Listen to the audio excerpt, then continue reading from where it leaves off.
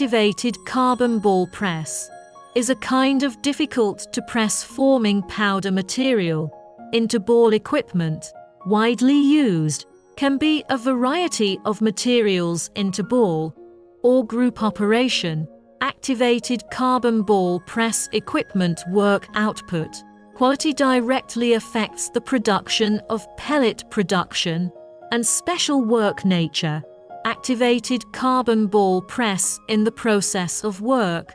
There will be different degrees of wear when the equipment will fail back if the equipment's selection clearance. Then in the late production process, activated carbon ball press equipment wear consumption will be reduced.